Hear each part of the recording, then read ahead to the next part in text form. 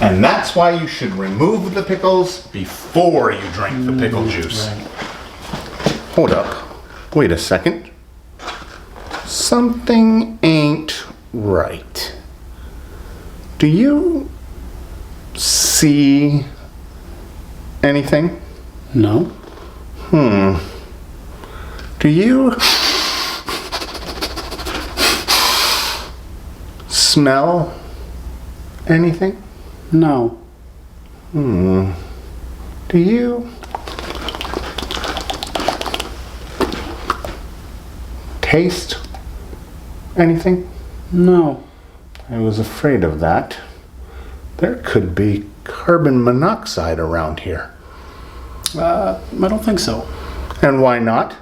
Did you know that you cannot see carbon monoxide? You cannot smell carbon monoxide, and you cannot taste carbon monoxide? That is why it's called the silent killer. Yeah, but we have a carbon monoxide detector that we test once a month, and it would detect carbon monoxide.